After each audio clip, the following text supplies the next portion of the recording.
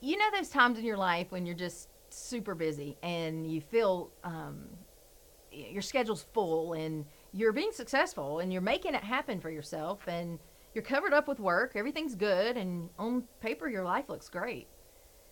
But inside your soul is dying. Your marriage is suffering, your spiritual life has kind of become a chore. You just can't wait to go to sleep at night because you can't get enough sleep. You wake up tired. You dread waking up because sleeping is the only time when it all just finally stops and you get a reprieve and a little bit of peace. Um, and the responsibilities and the expectations just keep coming. And you have to keep doing it because if you stop, you can't pay the bills. Or you won't be able to afford what you really want in your life. Or you think if I can just work hard enough or finally hit that certain level, then I can take a break and then I'll enjoy my life. Maybe you hadn't made good decisions with money and you feel behind like you have to catch up. Or life just hadn't turned out the way you thought it would and you're trying to make it better, but you feel like you're running out of time. Or maybe you did it right and you've created such responsibility and such obligation and for yourself and your family that you feel like if you take a break from it that it'll all just come crumbling down around you. It just all feels like too much, but you're so afraid of not having enough. And as a result, you're too tired to take care of yourself. And you're so busy taking care of everybody else that there's no energy left for you. It just becomes another chore, another task on your to-do list. You seek relief in food or that drink at the end of the day, or you lose yourself in social media, or you veg out in front of the TV and check out for as long as you can. You just long for that day when you can go outside or do something fun, and you don't even know what fun is anymore. And you want a day where there's nothing you have to do, but that day never comes. And eventually you stop laughing. You stop enjoying. You begin to feel bitter and resentful and discontent and ungrateful. You feel stuck. And really, you might even get bitter with God because you start to ask, is this really all there is? Because it's not life. It's Groundhog Day. It's another deadline. It's another expectation. Another bill to pay. Another problem to fix. Another project to complete.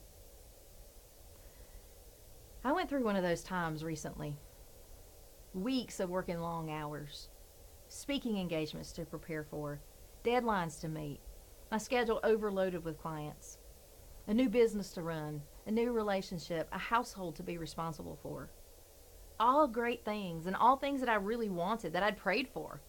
They were blessings. But too much of a good thing can end up really wearing you out.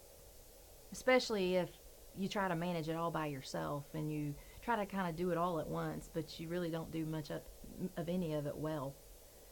And then it leaves no time or energy for you or for your life or for the people that you love the most. I just desperately wanted life again. I wanted to be happy, to feel peace.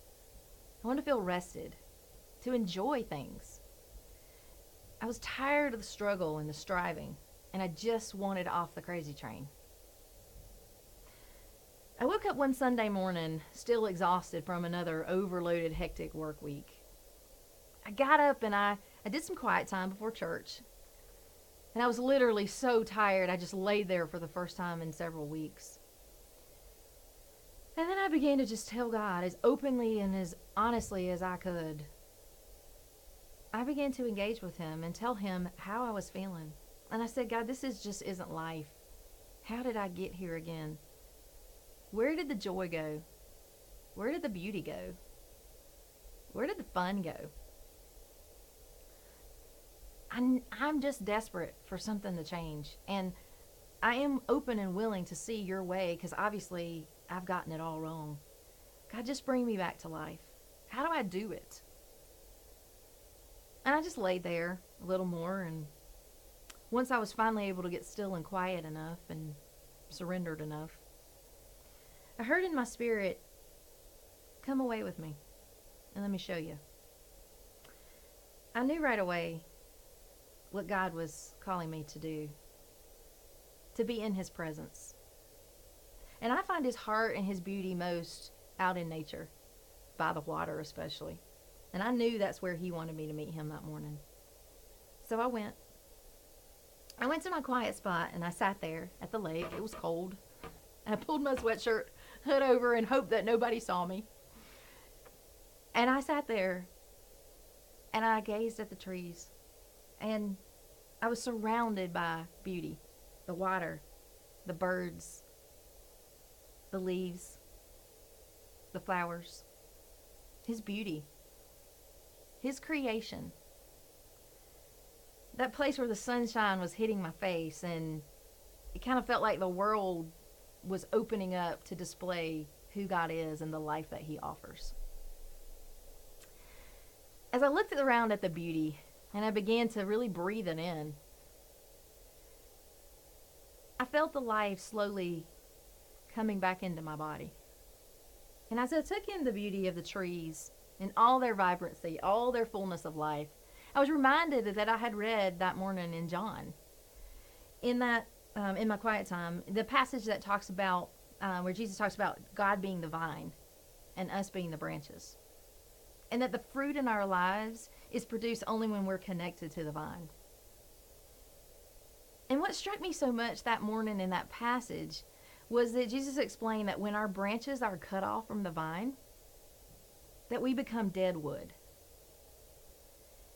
And that really resonated with my heart because I felt like dead wood in that moment. And it was in that moment that the truth really hit me in my center. I realized that I had become dead wood because I had disconnected from my vine, my source. In my striving, in my doing life for myself, I was bearing fruit. But the fruit wasn't good fruit. It wasn't the kind that God produces. It wasn't juicy.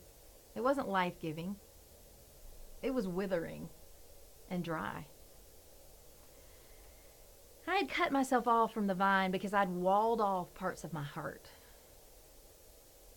And I wouldn't let God in. I'd come to believe the lie that if I could make life happen, or that I could make life happen for myself better than God could for me, that really he's not for me. And that if I didn't do life and produce fruit for myself, then it wasn't going to happen for me. And really, to be honest, I was afraid that if I continued to keep him out, and if I didn't continue to keep him out, if I didn't continue to keep those walls up in my heart, if I went back and really asked him for help and a way out, that he'd punish me for walking away. Or that he really wanted something else for me than I wanted for myself. Or he'd be mad at me for not choosing him. Or that he'd take something from me that I had worked hard or to get or had created for myself, or that I really wanted because he didn't want me to have it. Or I didn't deserve it. I was afraid also that he was going to just let me writhe in my pain and loneliness, and that he'd just leave me there. But actually, then in my desperation for something to change, for a moment of peace, for life to come back, I had to get honest, and I had to ask this hard question to myself. And I finally got the nerve up to do it. And that question is this: that what was it that I was grasping so tightly that was separating me from God? That thing that's keeping me from reconnecting intimately with him and really letting him in. That thing that resulted in me being or becoming dead wood. And I knew what that answer was. I had been wrong. God wasn't trying to take from me at all. He's not a taking God. I thought he wanted to take my relationship, my business, my schedule, which really isn't mine anyway. But I thought he wanted to take it all from me. That he wanted me to sit in the emptiness and loneliness and the aching until he was all that I wanted, and leave me there with no reprieve. And that felt too big for me, too hard. But it was that lie that I was believing that was keeping me in my own struggle and trying to self redeem my smaller story. God is not a taking God. He simply wanted into my heart. He wanted into all parts of my heart. He wanted full access, full connection, so that he could love me and know me, and that I could know him intimately and start to begin to trust his heart. He didn't want to take from me or punish me or leave me without. He wanted in. He wanted into those places I had shut him out of, into the places that I had walled off in that self-protection that felt really safe but wasn't working. He wanted to feed and water and nourish me. He wanted to bring my dead wood back to life and graft my branches back onto the vine. Restore me back to what he created me to be so that I could bear fruit, the fruit that he wants to produce in me. He wanted me to learn that abiding thing, abide in him and he in me, make his home in my heart. And I hadn't let him do that. You know, we ask Jesus into our heart, but oftentimes we only let him into those safe places, the easy places. We don't really let him all the way in. Do you relate? You see, it became apparent to me that we all get a lot of knowledge about him, and we spend a lot of time and a lot of energy preparing to really meet him and know him. But because of our fear and our shame, we never really draw near to him in true intimacy. We stay disconnected. So we don't bear that fruit, not the good fruit. We keep him out of those places other than the safe places, and we don't give him the full access. We stay cut off from our source. And then our fruit withers and our branches eventually become dead wood. It's only when we start to abandon that fruitless striving and draw close to the one who actually brings us life that we bear the most beautiful, juiciest fruit. And it's realizing that our daddy longs to know us and that he's wooing our hearts. He's pursuing us. And he wants to nourish us if we will just say yes to his invitation. Our actual calling is to live connected with him in our heart and let him in. And I had to begin to ask him to penetrate my heart because I didn't know how to fully let him in. I didn't know how to let down the walls. And he's okay with that. He does that with his supernatural power that his spirit that resides within us. And he wants us so close to him so badly, and he wants to dwell in us and make his home in us and us in him, that he's willing to do whatever it is that's necessary to make sure that that happens. The creator of the universe wants to know you intimately. And he wants to know me intimately. And we just feel so unworthy of that and so ashamed and afraid. So we don't allow it.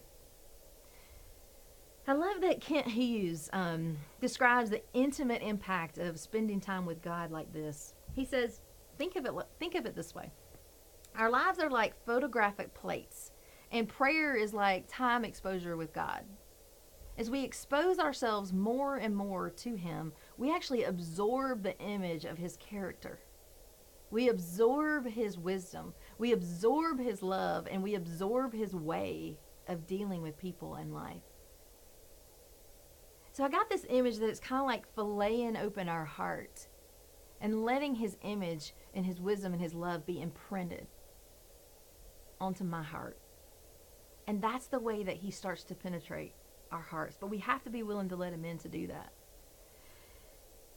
We've got to stop limiting intimacy with God because we keep him at a distance.